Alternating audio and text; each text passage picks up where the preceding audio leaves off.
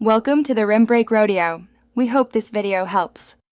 In this video, I will explain how to make long-lasting tomato puree. We'll start by selecting the perfect ripe tomatoes, ensuring the best flavor foundation. Then, I'll guide you through the essential preparation steps, from washing to peeling. Next, we'll dive into the cooking and pureeing process, achieving that smooth, rich texture. Finally, I'll share effective preservation methods, so your delicious homemade puree can last for many months, ready whenever you need it.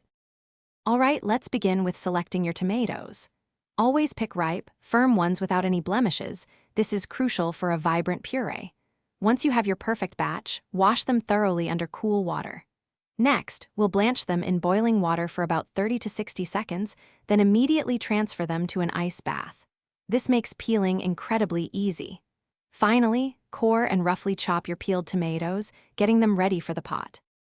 Now, let's get cooking. Place your chopped tomatoes into a large, heavy-bottomed pot. Bring them to a gentle simmer and cook for about 20 to 30 minutes, stirring occasionally to prevent sticking. This helps break them down and deepen their flavor. Once softened, you can pass the mixture through a food mill for a super smooth texture, or use an immersion blender directly in the pot. Continue to cook the puree until it reaches your preferred thickness. Finally, let's talk preservation, so you can enjoy your puree for months to come.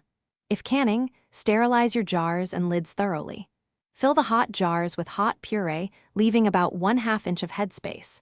Process them in a boiling water bath for 15 minutes to ensure safety. Alternatively, you can freeze the puree in airtight containers or even ice cube trays for smaller portions. Properly stored, your delicious homemade tomato puree can last for up to 12 months. Thanks for watching. Consider subscribing if we helped you.